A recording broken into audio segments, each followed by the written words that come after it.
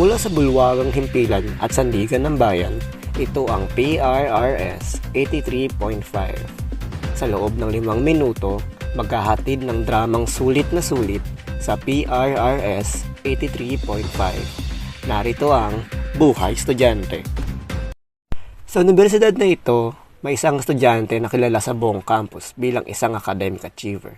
Siya ay si Ashley, isang magkaaral na punong-puno ng ambisyon at determinasyon para sa kanyang pag-aaral. Magandang araw. Handa na akong harapin ng mga hamon sa mundo. Ay, tipaklong. Oh, alas 8 na pala. Mahuhuli na ako sa klase. Bakit ba kasi ganito ang mundo?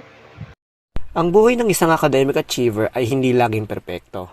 Kahit gaano kagaling sa pag-aaral, may mga pagkakataong ding hindi maiiwasan ang mga aberya. Ashley, bilis! Bilis! Mahuhuli na tayo sa klase. Ay, iyan.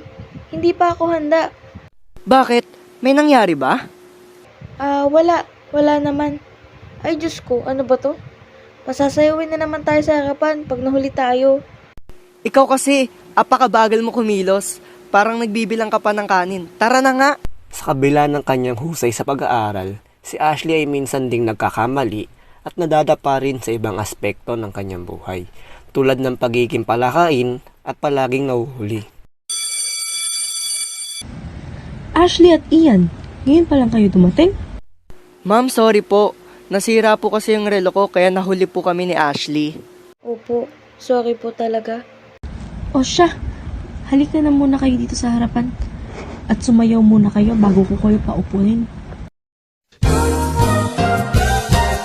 Siksik sa sarap, sulit sa presyo. Naghahanap ka ba ng masarap at abot kayang pagkain para sa pamilya? Huwag nang maghanap pa.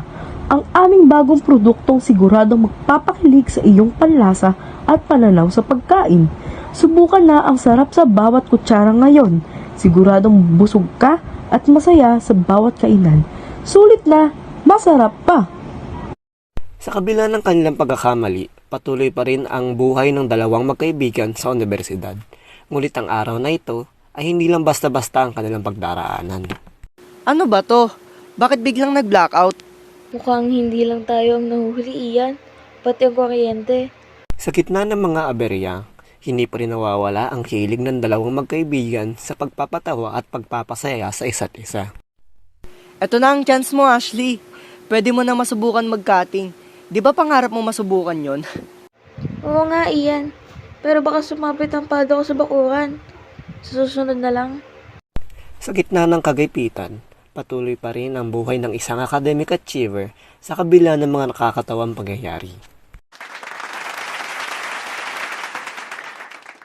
At yan ang mga kwento ng isang araw sa buhay ng isang academic achiever, na kahit sa may mga nakakatawang pangyayari, patuloy pa rin ang pag-abot sa kanyang mga pangarap.